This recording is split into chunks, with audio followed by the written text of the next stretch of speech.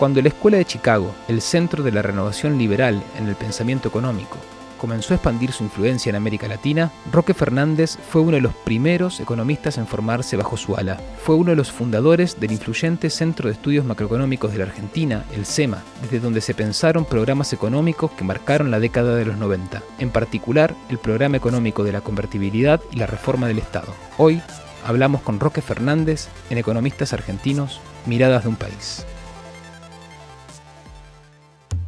Roque, muchas gracias por darnos una entrevista, esta entrevista que hacemos para el canal de la Universidad Nacional de Entre Ríos y para la comunidad universitaria y todos los que están interesados en temas económicos. La verdad que encantados de poder contar con tu presencia. Vos sabés que nosotros empezamos con todas las entrevistas hablando un poco de la formación de los entrevistados. Vos hiciste la carrera de contador público en la Universidad de Córdoba. Sí, si querés te comento un poco. O sea, sí. La carrera de Ciencias Económicas, cuando yo estudiaba, recién estaba incorporando economía como Claro. carrera, porque, digamos, antes de la década del 60 en Argentina, e incluso en muchas partes del mundo, la economía estaba como un poquito más vinculada a las facultades de Derecho, se enseñaba Claro. un poquito más ahí que en las de Ciencias Económicas. Entonces, cuando aparece la carrera de Economía, yo estaba haciendo la carrera de Contador Público. Entonces, como requisito previo para hacer una licenciatura en Economía, uno hacía la carrera de Contador Público y después hacía un año de licenciatura en Economía más una tesis y ahí sacaba el doctorado. Yo hice esa secuencia, ese programa de estudio. Y la verdad que cuando acá en la Universidad del CEMA diseñamos un poco los programas, o sea, mi viejo sesgo contador me decía de que había que ponerle mucha énfasis a la contabilidad. O sea, mucha énfasis.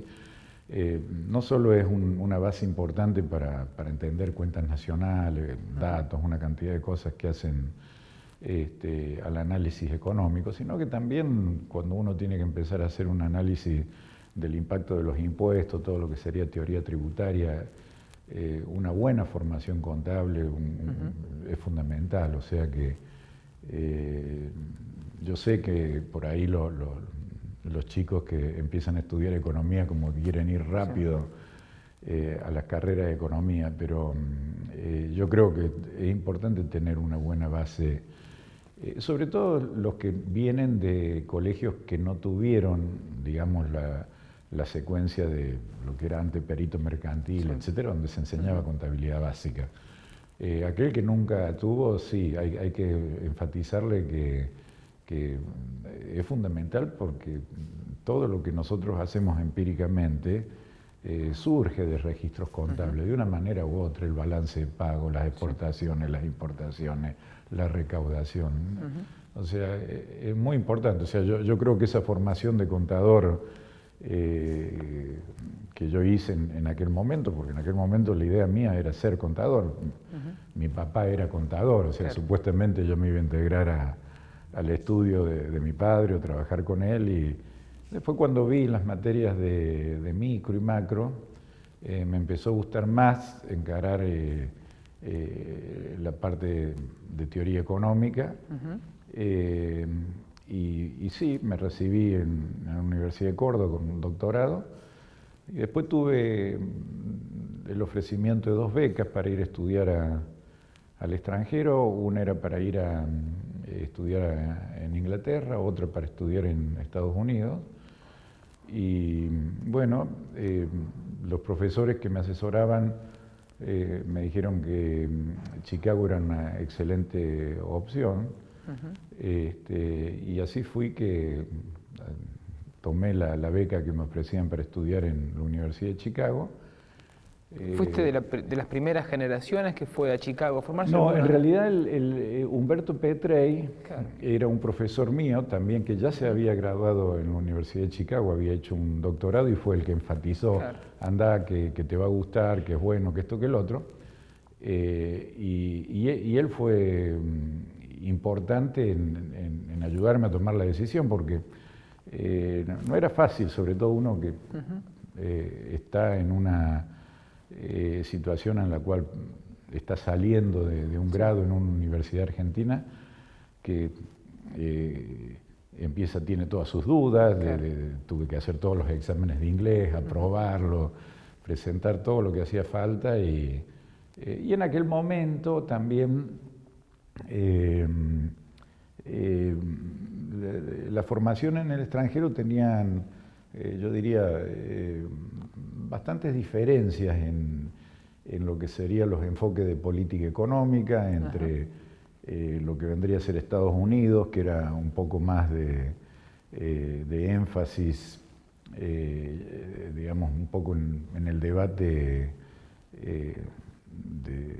de la economía clásica, si se quiere, y en aquellos tiempos que eran, digamos, final de la década del 60, principio del 70, el keynesianismo estaba en auge y obviamente Keynes era británico y las universidades británicas tenían ese atractivo de la impronta que Keynes en macroeconomía había dado, y de hecho era el tema del debate, como lo sigue siendo hoy día cuando se discute con respecto a distintas teorías macroeconómicas. La marca que dejó Keynes en sus ensayos y su vida política también, que fue bastante activa,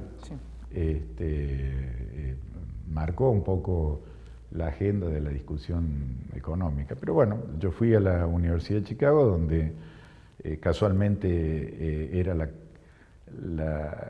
diríamos, la otra cara del debate, o sea, lo que era el monetarismo de la Universidad de Chicago se contraponía al keynesianismo. En pleno proceso de una revolución monetarista. Era una revolución muy linda, porque uno veía cómo el debate académico verdaderamente era una búsqueda de la verdad, era un trabajo muy, muy importante, porque primero que los que defendían una u otra escuela de pensamiento eran gente muy notable, muy buena, o sea, no era, y además el debate era muy parejo, era muy estimulante, sigue siendo, para los que hacemos teoría económica hasta el día de hoy, esa, digamos, evaluación de teorías alternativas y la verificación empírica y la refutación por medio de datos y el método científico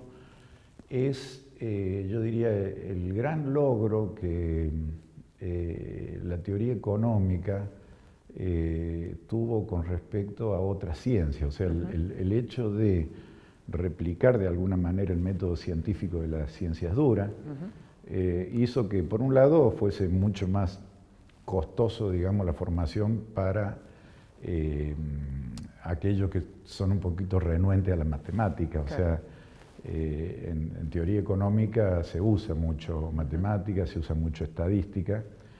Y yo tenía la suerte también de que cuando estudié en la Universidad de Córdoba, me presenté en un concurso y fui investigador del Instituto de Matemática y Estadística de la Universidad de Córdoba, que es una materia que me gusta mucho. O sea, a mí, en realidad, la contabilidad, la matemática, la estadística y la economía son los campos que yo más disfruto, que más veo. Últimamente he estado también haciendo algo de historia económica por el hecho de participar un poco en el debate por qué nos cuesta tanto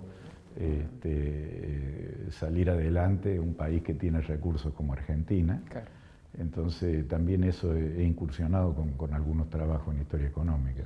Juan Carlos de Pablo, en un artículo sobre la Escuela de Chicago y su influencia en Argentina, te menciona a vos como el representante de las expectativas racionales, el introductor de la racionalidad, dicen. Sí, evidentemente es un tema muy, muy apasionante, porque todos los economistas partimos de un supuesto de racionalidad que no es digamos, el común de la gente, porque mucha gente contrapone abiertamente la racionalidad, las emociones y ese tipo de cosas, pero la racionalidad en teoría económica tiene que ver con la definición más común, que es cómo hacemos para asignar recursos escasos para obtener fines alternativos. Ese es el concepto de la racionalidad. Pero si uno ve cómo se desarrolla todo el cuerpo de teoría económica, la racionalidad es una metodología de especificar cuáles son las preferencias que tiene la gente. O sea, si yo soy capaz de tratar con un individuo y de alguna manera aprender cuáles son sus preferencias, o sea, si prefiere el tomate a la zanahoria o la pera a la manzana, etc. Yo parto de ahí para ver cómo ese individuo se va a comportar en el mercado. O sea, si sube el precio de la pera, va a comprar menos pera y más manzana. El paso siguiente es una vez que, y eso es la racionalidad en economía es decir, bueno, es Doña Rosa en la verdulería, o cualquiera en una góndola que está mirando qué es lo que hace. El concepto de racionalidad está ahí, y después viene el agregado de individuos racionales, porque el agregado ya es mucho más complicado porque no todos tienen las mismas preferencias. Y la macroeconomía es precisamente esa lucha con agregados, donde uno trata de decir, bueno, vamos a calcular una función consumo o una función inversión. Ahí ya estamos hablando de una cantidad muy importante de agentes económicos, cada uno con sus propias preferencias, y a partir de ahí digamos, construimos lo que son los modelos macro, que son muy compactos. Pero el tema de la racionalidad, sí, yo no puedo, honestamente, no puedo hacer nada que no parta, digamos, como enfoque metodológico, ¿no? Si yo no tengo, yo incluso he analizado el populismo desde el punto de vista por qué en la competencia política muchas veces ganan ideas populistas que por ahí tienen un impacto positivo en el corto plazo, pero negativo en el largo plazo. De nuevo, se supone que la gente racional considera el presente y descuenta el futuro para tomar sus decisiones. Entonces, es un gran desafío ver por qué en el agregado pueden ocurrir eventos que consuman el stock de capital de un país o que disminuyan la inversión sabiendo que eso puede tener un impacto en el futuro. O sea, el análisis racional, yo diría que es prácticamente una herramienta metodológica para el pensamiento del economista. Yo creo que la gran mayoría, más del 90% utiliza estos conceptos que son los que están en los libros de micro, macro. Pero también, digamos, yo leí algunas declaraciones tuyas, bueno, que están citadas en el trabajo de Pablo, sobre la incorporación de otro tipo de conductas institucionales, políticas, culturales, que vienen como a posteriori o se agregan y condicionan esa racionalidad. ¿Qué crees al respecto? Digamos, bueno, que también pueden ser... Eso es un gran desafío, es un gran desafío. ¿Por qué? Yo siempre por ahí cuando doy una conferencia incluyo el tema de las creencias que afectan las decisiones y las creencias son también parte de los elementos que hay que tener en cuenta. Ahora, cuando existen estas creencias, vistas desde el punto de vista individual, pueden ser, digamos, una ayuda en el sentido que alguien tiene fe de que las cosas van a salir para adelante y empieza a trabajar, pero también pueden ser manipuladas. Yo era muy chico, iba con mi padre hacia el oeste, habíamos pasado la Sierra de Córdoba, estábamos en la parte que se llama la Atrás de la Sierra, y se estaban peleando la gente, había una pelea que yo no entendía bien y digo, pero ¿qué es lo que pasa acá? Y entonces venimos, no, vamos porque es peligroso, dice mi padre, y después me explica, me quedó grabado el tema, que así como en el Gauchito Gil dejan un pañuelito, en la difunta Correa dejan botellas con agua. ¿Por qué? Porque se murió de sed la difunta Correa. Entonces, se habían hecho una serie de santuarios donde la gente depositaba la botella con agua por el tema de la sed de la difunta Correa. El que hizo los santuarios era el botellero del pueblo, que juntaba las botellas y las vendía.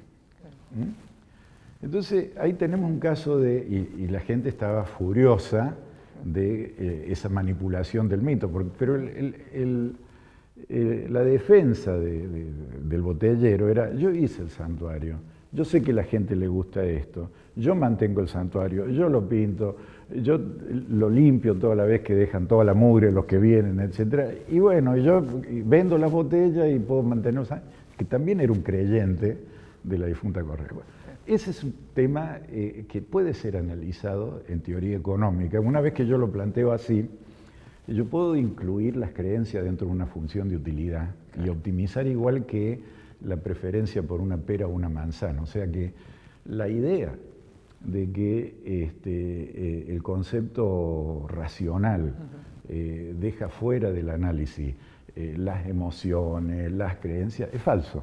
O sea, uno puede incorporar ese análisis, como el que yo digo, y de hecho se incorpora. Y hay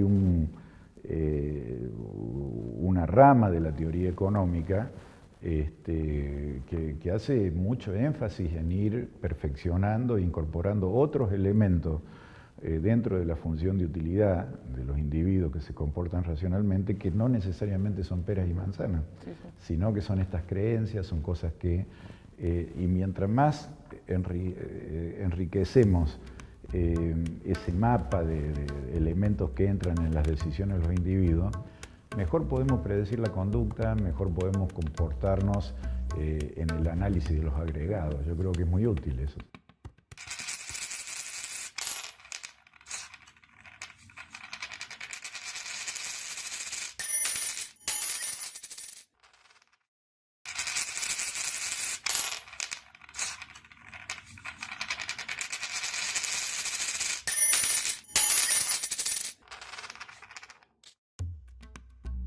En la década del 80 vos hiciste aportes muy significativos para adaptar el enfoque monetario de la balanza de pagos a las condiciones de Argentina, incorporando expectativas de devaluación y el enfoque de expectativas racionales y adaptativas. En un momento donde además la Argentina vivía una inflación acelerada y que en previas de una hiperinflación. ¿Cómo te ayudó? ¿De qué manera construyeron una interpretación de ese proceso? Digamos, esa década que fue precisamente nosotros creamos el SEMA en el año 78, ¿no? O sea, hace 40 años, y Argentina tenía, yo diría, problemas que hoy día siguen siendo los mismos, que había problemas de sustentabilidad fiscal del gobierno, y se emitía dinero para financiar el gasto público.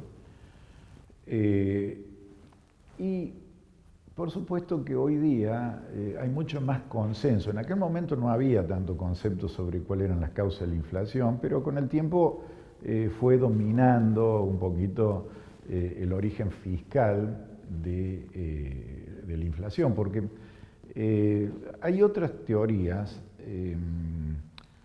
que tienen sus méritos, porque ojo que hay muchos puntos de vista, pero en aquel momento lo que dominaba la dinámica de la inflación era evidentemente la expansión monetaria. Entonces, ¿qué es lo que pasó? Que cuando se trata de atacar a la inflación, intervienen varios elementos, ¿cierto? Algunos tienen que ver con la dinámica propia de los precios y otros con la dinámica de las expectativas. Entonces, si uno ve que los precios vienen creciendo, supongamos al 3, 4, 5% mensual, y espera que van a seguir creciendo al 3, 4% mensual, entonces el empresario evidentemente va a tomar en cuenta qué es lo que espera que va a estar pasando con los precios y probablemente va a remarcar Y no porque sea, digamos, un especulador o una persona que pueda ser atacada moralmente por mil razones, porque si uno se pone a pensar cómo funciona el comercio, cómo funcionan las empresas funcionan en base al costo de reposición. O sea, si yo tengo un kiosco y vendo caramelos,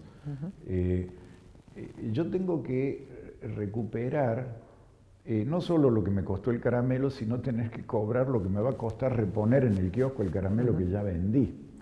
Y en ese sentido yo tengo que, cuando vendo el caramelo en el kiosco, tengo que tener en cuenta cuánto me va a costar reponer ese caramelo hasta que me llegue el proveedor de nuevo. Entonces, en ese sentido, la expectativa de inflación es un elemento que produce inflación también, porque a lo mejor me equivoco yo en mi expectativa y digo, no, yo subí el precio del caramelo hoy día al 5% y en realidad cuando vino el proveedor había subido el 2%. Entonces, hay 3 puntos que se los subí de más, ¿cierto? Entonces, eso es clave en el tema de cómo las expectativas se forman. Y también es clave que el gobierno conoce eso. Entonces acá se produce toda una dinámica donde el gobierno trata de afectar las expectativas de la gente. Pero la gente al mismo tiempo dice, bueno, el gobierno lo que está preocupado es en parar la inflación afectando las expectativas porque quiere ganar la próxima elección. Pero yo tengo que reponer el caramelo el mes que viene. Si el gobierno me dice que la inflación va a ser el 2%, y yo tengo que reponer el caramelo cuando subió 5, perdí parte de mi stock. Entonces, eso era lo que investigábamos ahí en el 80, pero para llevarlo a un tema, digamos, de esos trabajos, esos trabajos dan origen a una discusión sobre la credibilidad que tienen que tener los planes de estabilización. O sea, si viene el ministro de Economía y me dice, la inflación va a ser el 2%, pero yo veo que el gobierno sigue gastando igual y sigue emitiendo igual, yo no le creo. Entonces ahí se produce un fenómeno que es un plan de estabilización no creíble que va a fracasar en su impacto final. O sea, inicialmente muchas veces estos planes que no son creíbles son ayudados con controles de precios, medidas coercitivas sobre el sector privado, lo cual es peor todavía porque el agente económico dice, bueno, esto es peor, porque si me están aplicando la fuerza para controlarme los precios porque no están pudiendo controlar la parte fiscal.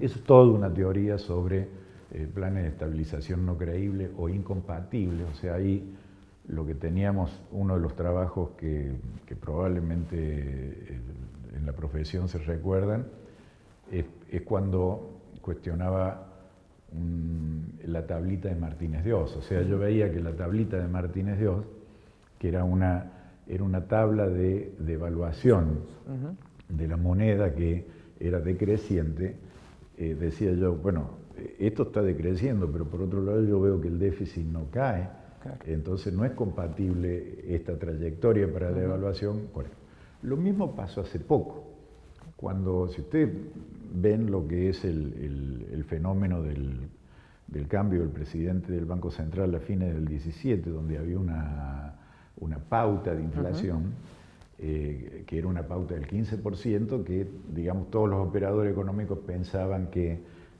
no sería lograble esa pauta del 15%. La meta de inflación era la estrategia para seguir, o que quería seguir el gobierno. Pero eso provocó, digamos, también un debate muy, muy importante sobre qué, porque sobre el tema de decir, bueno, yo pongo esta meta de inflación del 15% para afectar las expectativas, porque el público necesita que el Banco Central diga cuánto cree que va a ser la inflación en el futuro y se va a pegar a eso. No, digamos, el público va a tener sus expectativas en base a cómo forma sus expectativas, normalmente en forma racional, mirando todas las otras cosas que hace el sector público. O sea, si nosotros tenemos una empresa, dejemos de lado el kiosco, porque pero es tan importante para el kiosco como para la gran empresa, lo que pasa con la reposición de el capital de trabajo es tremendo. es tremendo. Muchas empresas cuando de repente dicen, uy, qué bárbaro, vendimos todo, y cuando van a reponer dicen, hoy podemos comprar la mitad de lo que teníamos antes, y dicen, no, pero vendimos con un margen del 15%. Sí, con el 15% perdiste plata.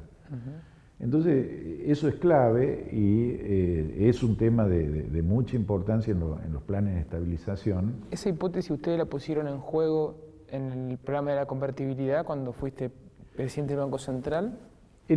Claro, cuando pusimos la convertibilidad, Argentina estaba en una hiperinflación, o sea, no son estas inflaciones del 2 por 3, eran inflaciones muy altas, pero muy altas, hablemos 50% por semana, digamos, en los peores momentos.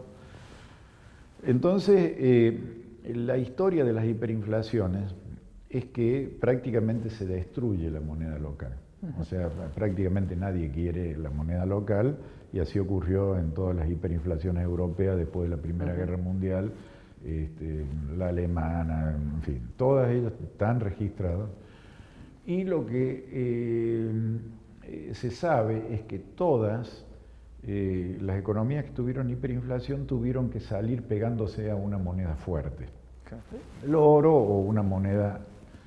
Entonces la convertibilidad en ese momento fue anclar el valor del peso en el dólar con la expectativa de hacer todas las reformas estructurales necesarias como para asegurar la convergencia a una inflación compatible con la convertibilidad. Y se logró, porque al final de la década de los 90, Argentina tenía deflación, deflación entre el 1 y el 2%, y Estados Unidos tenía una inflación alrededor del 2%. O sea que nosotros teníamos los precios cayendo al 1-2%, y Estados Unidos tenía entre 2-3% de inflación, con lo cual algo del atraso cambiario que se había producido al principio, porque los precios locales subieron y el dólar se quedó en el 1 a 1, había llegado a un 15%, que en estimaciones del Fondo Monetario Internacional decía, bueno, acá hay un 15%, pero si nosotros teníamos 1% de inflación y Estados Unidos 2%, la convergencia estaba asegurada en el sentido de que podíamos recuperar el atraso cambiario 3% por año, o sea que en 4 años, digamos, el problema del atraso cambiario inicial se podría revertir. Además, tengamos en cuenta que todos estos cálculos que uno hace con respecto al tipo real de cambio tienen mucho que ver con el precio de los commodities. O sea, no es lo mismo el tipo de cambio para Argentina cuando la soja vale $200 que cuando vale 500, ¿cierto? O el cobre en Chile para Dorota. Entonces, no es cuestión de que uno tiene que ponerse como un objetivo mantener un tipo de real de cambio X y ajustar todo en base a ese tipo de cambio ideal, sino que tiene que ir acompañándolo. Yo personalmente, en las discusiones internas que teníamos, consideraba que como elemento de salida de la hiperinflación, la convertibilidad era muy buena, pero yo siempre preferí el tipo de cambio flotante, flexible, precisamente para acomodar estos vaivenes en el tipo real de cambio. Claro. O sea, yo me oriento más en esa dirección, pero fíjense que lo curioso, cuando terminamos la década del 90, la convertibilidad era un éxito total. Tanto es así que los dos candidatos a presidente que sucedieron a Menem, que era de la Rúa y Duhalde, hicieron campaña manteniendo la convertibilidad. Y como todavía se dudaba un poco, porque decía que van a hacer, que esto, que el otro, el cambio de gobierno, yo invité a Remelennikov y a Machinea, que eran los dos ministros de Economía nombrados por los respectivos candidatos, y fuimos a varias conferencias en el mundo, en distintos lugares, para decirle, miren, yo soy el ministro saliente, acá están, uno de estos dos va a ser el próximo ministro de Economía, o sea, como nosotros queremos que ustedes confíen en Argentina, yo creo que pueden preguntarle a ellos qué es lo que piensan, qué es lo que van a hacer. Fue la transición más ordenada en la democracia. La economía salió muy bien, teníamos una deuda en relación al PBI menor al 40%, se habían, en fin, eliminado las principales fuentes del déficit fiscal, que eran empresas deficitarias muy grandes, o sea, YPF era la única petrolera del mundo que daba pérdida, digamos, ¿no? Y los ferrocarriles, no había teléfono, no había nada, y verdaderamente se pudo hacer todas esas reformas estructurales y al mismo tiempo estabilizar el país. Con lo cual, digamos, la convertibilidad, digamos, fue un evento que estaba vinculado a la salida de la hiperinflación, pero no fue lo más importante de la década. Lo más importante de esa década fueron todas las otras reformas que se hicieron, que fueron acompañadas por un entorno estable en el nivel general de precios. Sin embargo, digamos, el problema central de la convertibilidad se da en el plano, sobre todo el mercado de trabajo, ¿no? Y en la economía real, que llegan a tasas muy altas que básicamente precipitan la ruptura del régimen. ¿Qué tasa? Y, bueno, en realidad la tasa de desempleo, sobre todo en la salida... no, bueno, la tasa de desempleo, de nuevo, la tasa de desempleo era una construcción generada precisamente por un desempleo oculto en todas estas empresas deficitarias. O sea, todo el déficit del sector público era una gran agencia de desempleo donde se generaban empresas para contratar gente. Entonces, la reforma que se hizo fue precisamente establecer un régimen de retiros voluntarios para verdaderamente readecuar y poder vender esas empresas para que se hiciera cargo el sector privado en empresas que el Estado no tenía por qué estar. Piensen lo que eran los teléfonos. En aquel momento no había teléfono, miren lo que es hoy. Esas son las reformas. Había un montón de distorsiones en los puertos, no había puertos en Argentina. Hoy día uno recorre el Paraná, bueno, todo eso se hizo en ese momento, pero sí había una enorme administración de puertos que no hacían nada. Sí, creo que hoy en día hay como mucho consenso acerca del proceso de modernización. Claro, eso es modernización. Ahora, eso produce el individuo que toma un retiro voluntario, porque recibe una indemnización, queda desempleado.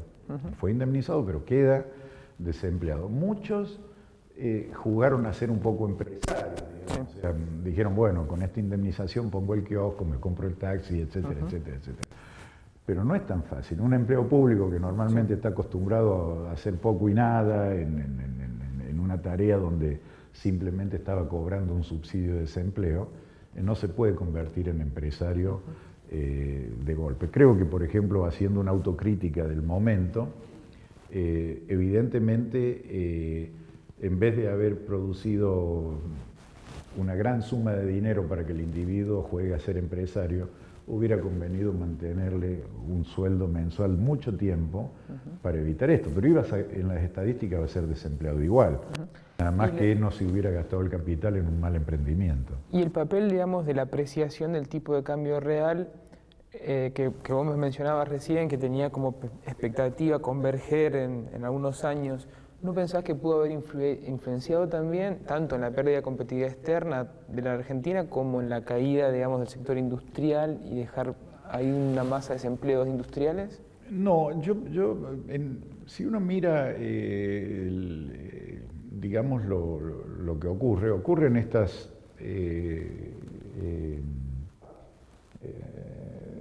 digamos, consecuencias no deseadas de la reforma estructural de Argentina que se hace en el momento, pero tengamos en cuenta también que muchas de las empresas que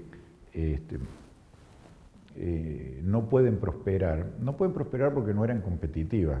O sea, en el sector textil había empresas muy buenas, pero también había un montón de otras empresas que sobrevivían en base a una protección artificial. La convertibilidad hace mucho más transparente todo. Cuando hablaba de tasas te pregunté qué tasa, porque en realidad, vos fíjate que el mercado de capitales en la década del 90 tenía tasas en dólares y en pesos, que eran lo mismo, de 8, 9% anual, y te daban una hipoteca a 30 años. O sea que vos podías comprar con una tasa del 8, 9, 10%, una hipoteca donde la gente tuvo mucho acceso a la vivienda. Las empresas también tenían esa posibilidad del crédito. Entonces, pero no todas las empresas podían sobrevivir porque había muchas empresas construidas artificialmente a la sombra de un sistema de protección que lo único que era un subsidio encubierto a una empresa no rentable. Eso ocurrió y evidentemente hasta el día de hoy mucha gente protesta por eso, pero la verdad es que todo lo que estuvo vinculado, digamos, a la industria sustentable de largo plazo se mantuvo. En la década del 90 yo habilité Toyota. Claro. O sea, Sí, sí. entonces, ¿dónde está la falta? O sea, ¿por qué vino? Y hoy día Toyota es una de las Sí, más grandes que ejemplo. tiene Argentina. Esa vino en la década del 90, con lo cual, obviamente que la inversión en el sector industrial era rentable si hace las cosas bien. Hay un argumento, digamos, que es el de industria naciente. Y bueno, es cierto que al principio puede ser poco productiva la industria, pero requiere tiempo de aprendizaje, de adquisición de, digamos, un know-how tecnológico que no se produce inmediatamente.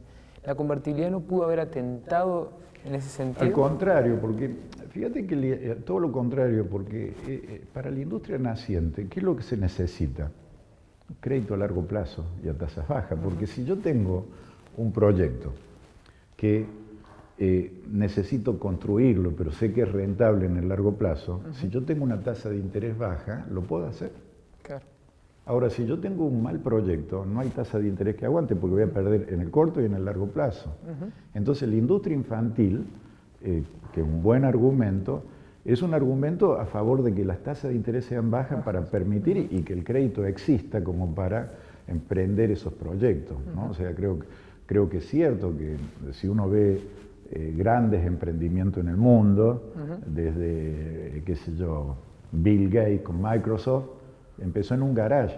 Claro. ¿Pero qué es lo que tenía? ¿El subsidio del Estado? No, tenía crédito.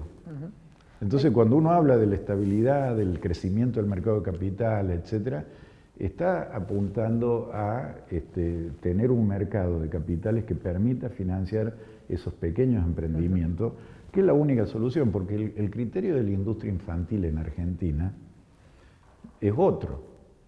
El criterio de la industria infantil es dame una protección, prohibime que no entre ningún auto del resto del mundo porque yo soy infantil. Claro. Y esa protección se queda para siempre y el consumidor la paga, pagando el doble el valor de los autos por el hecho de que a alguien se le ocurrió decir que era infantil y se puso una protección que nunca más salió.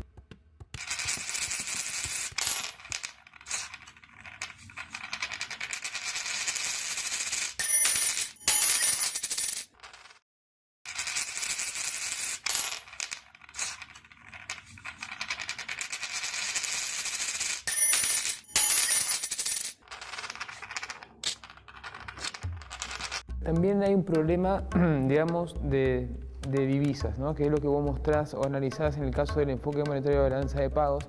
¿Qué ocurre en el caso argentino cuando, digamos, la generación de divisas no alcanza para cubrir los compromisos externos y se generan dudas sobre la capacidad de pago, digamos, de las deudas y incrementa el riesgo país y aumenta las tasas? Bueno, ese es un problema real.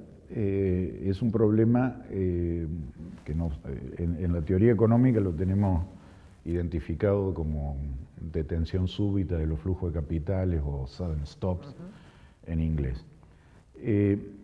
Eso ocurre en las economías que son vulnerables, en las economías que tienen alta deuda, en las economías que tienen que refinanciar una deuda externa muy grande. Por eso la sustentabilidad fiscal que los economistas machacamos y machacamos y machacamos, es importante, porque si no uno queda expuesto. O sea, hoy día, por ejemplo, tenemos una deuda que es 80% del PBI.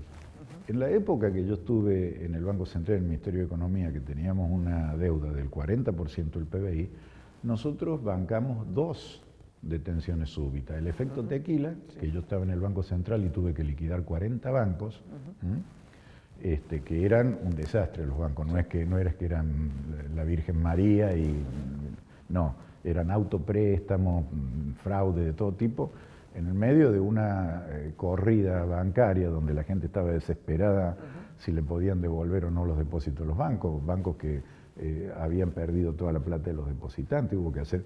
Bueno, nosotros superamos esas 2 crisis porque después vino otra con una crisis internacional vinculada a un capital markets en Estados Unidos que dijeron, bueno, fracasó préstamo que le dimos a Rusia, si Rusia no paga, ningún país emergente va a pagar, entonces tuvimos otra corrida en el 98. Las dos corridas las bancamos, no pasó absolutamente nada, no se cayeron los bancos, no hubo crisis de balance de pago, o sea que se puede manejar, pero para poder manejar eso, tenés que tener un endeudamiento bajo y tenés que tener una sólida posición fiscal, que nosotros la logramos. ¿Y la posición exportadora-importadora no es significativa en ese sentido? Sí, pero es lo que estábamos hablando un poquito antes. Nosotros para poder exportar tenemos que poder importar también. O sea, tenemos que estarnos abiertos al comercio internacional y ser competitivos. Pero si yo pongo restricciones a las importaciones y obligo a que, no sé, la chapa para hacer una heladera me cueste el doble de que si puedo importar la chapa. No hay manera. Entonces no hay manera que pueda hacer una heladera competitiva. No, pero el caso ahí, lo que introduce la dificultad es el tipo de cambio apreciado que no termina de converger. No, por eso yo veo que es mejor el tipo de cambio flexible.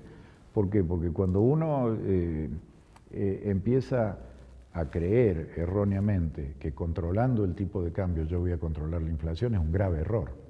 Es un grave error eso. O sea, yo prefiero que, en todo caso, la volatilidad del mercado cambiario puede afectar un poco la inflación y un poco el malestar de la gente, pero yo sé que me estoy moviendo al compás del mercado.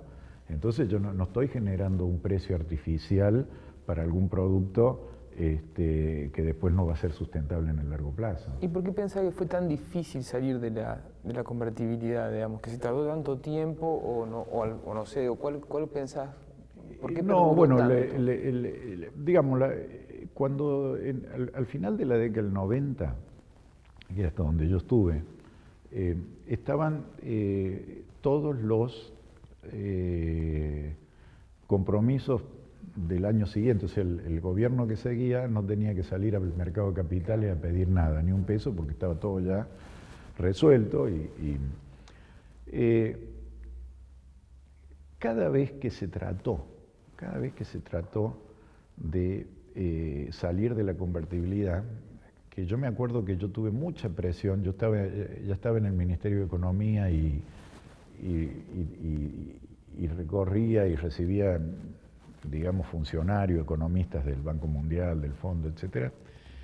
Ellos argumentaban a dejar la convertibilidad en el año 97, año 98. 97, me acuerdo que yo tuve una reunión en Washington donde hubo muchísima presión para que dejáramos la convertibilidad. Yo le decía, pero dejar la convertibilidad en ese momento, el Banco Central de Argentina lo único que hacía era comprar dólares. O sea, que cuando el dólar estaba a $1, si me decían retírate, ¿qué iba a pasar con el dólar? Se iba a bajar a 50. O sea que, y la crítica era que a lo mejor de la competitividad, o sea que no era fácil salir de la convertibilidad en el momento que nosotros teníamos flujo de capitales que venían, que por supuesto después cuando se van, tener un problema. Pero para salir de la convertibilidad en ese momento, lo que tendríamos que tener en cuenta es decir, cómo sostenés el valor del dólar.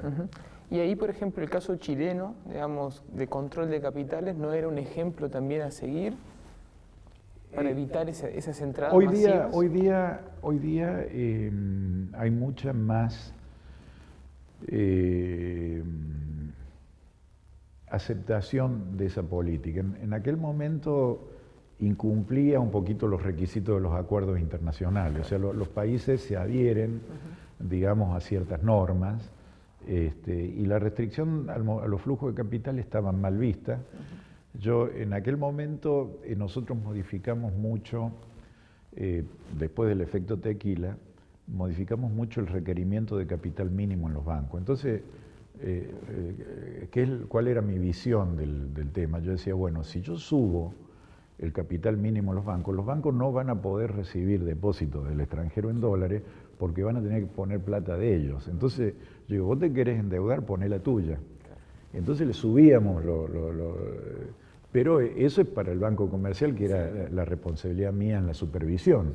Pero el gobierno, vía libre, las empresas vía libre, esos flujos de capitales, lo único que yo podía hacer es decir que no se me caigan los bancos, cuando sea que no se me cayó ninguno después que pusimos ese régimen, pero no era suficiente aumentar el capital mínimo de los bancos para frenar esos flujos de capitales, sobre todo si el gobierno está emitiendo, qué sé yo, letra del Tesoro a 30 días, 60 días, es un problema. Y la coordinación con el Ministerio de Economía no fue fácil, me imagino, en ese sentido.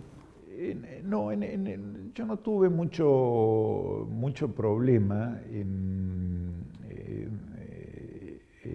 la coordinación. ¿Por qué? Porque prácticamente todos pensábamos igual. O sea, el ministro de Economía, cuando yo estaba en el Banco Central, era Cavallo, que nos conocíamos de Córdoba. Él estaba un año adelante que yo en la Facultad de Ciencias Económicas. O sea, nos teníamos mucha confianza y mucha amistad, más allá de que teníamos mucha diferencia y discutíamos en algunos temas, pero no era una situación conflictiva para nada. O sea, cuando había algún problema lo discutíamos. Encima de eso, lo que pasa es que ahí había un verdadero gabinete enorme. O sea, cuando vos tenés un cuerpo colegiado, ¿qué es lo que pasa? Que es muy difícil imponer una medida ridícula, mala. Porque si vos tenés 7, 8 pares que son economistas respetados, escuchándote, diciendo qué querés hacer, cómo lo vas a hacer, ¿viste? Y en aquel momento se llamaba a todos los economistas, se los llamaba al Salón Padilla, se los ponía a todos y se los escuchaba a todos. O sea, que eran 20 economistas que monitoreaban antes de lanzar un plan.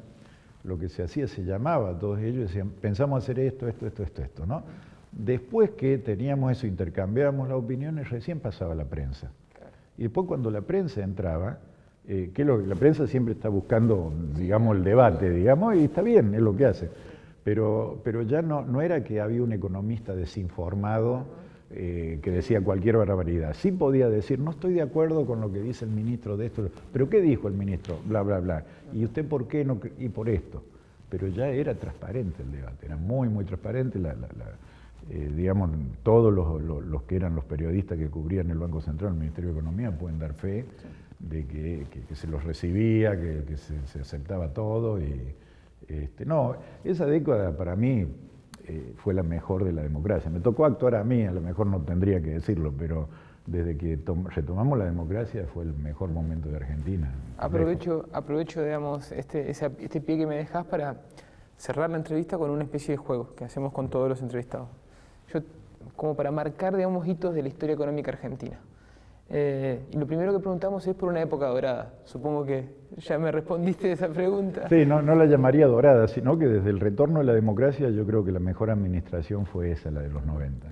¿Y hubo un momento trágico en la economía argentina? ¿Una tragedia?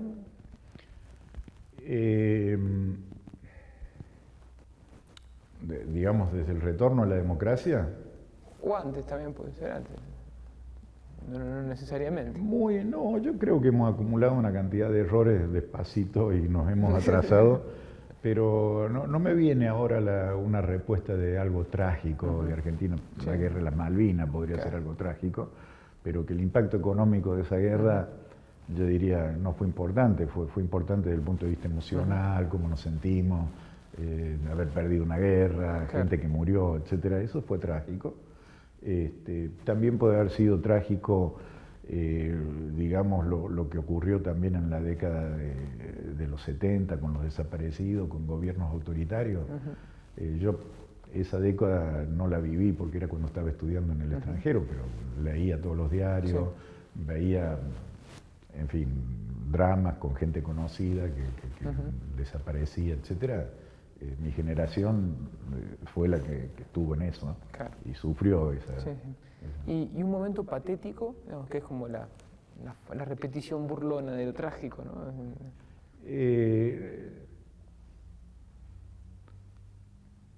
No, yo no. La verdad que no, probablemente no tengo registro.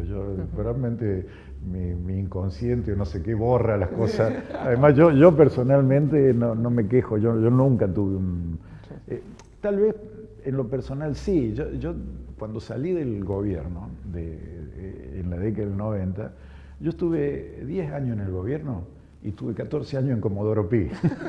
O sea que desde lo personal, sí, eso fue un sufrimiento. Yo dije, ¿para qué diablo me metí en esto? Y después nunca más, porque en definitiva mucho tuvo que ver con los bancos que liquidamos. O sea, cualquier banquero que vos le liquidás a un banco te hace una denuncia penal y tenés que empezar a defender, de pagarle a los abogados. Una cosa...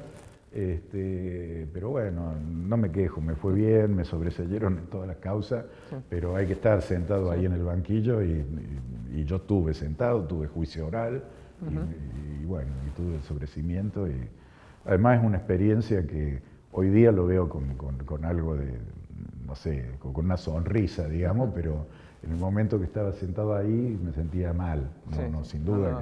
Pero era personal, no era que fuera la Argentina. Más aún, creo que cuando hoy día se plantea de que hay que, no sé, cambiar la justicia, que tiene que ir una asamblea popular a nombrar a los jueces, me parece una locura enorme. Yo pasé por ahí, si sos inocente salís, no te pasa nada.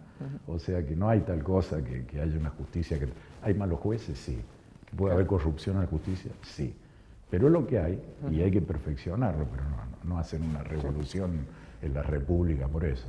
¿Y tenés esperanza a futuro para la economía argentina y sobrellevar las crisis que suelen...? Sí, yo nunca he perdido la esperanza, o sea, yo casualmente creo que uno de los elementos más importantes que estamos teniendo en Argentina y que nos va a ayudar es casualmente la discusión abierta de las ideas. O sea, nadie puede decir hoy día que está censurado, que no lo dejan hablar, que no puede exponer lo que piensa. Uno escucha todo tipo de barbaridades de cualquier lado, de los liberales a la izquierda pueden decir cualquier barbaridad y la dicen públicamente y se debate. Y yo creo que ese es el mecanismo correcto. O sea, yo creo que a la larga... al exponer todas estas ideas al debate público, al escrutinio, a la investigación empírica, va a ayudar a que Argentina ande bien. Yo sin duda creo que eso es lo principal, ¿viste? Hay que mantener esto y bueno, y tratar de elegir bien a los funcionarios y monitorearlo de cerca. O sea, yo creo que esta imagen que hacen de la prensa que investiga es fundamental. ¿Cierto? No solo para investigar la corrupción, sino también las malas políticas, todo. Eso es muy bueno. Muchas gracias, Roque, por la entrevista. Muy interesante y muy ilustrativa y profunda. Bueno, gracias por la invitación, espero que les sea útil.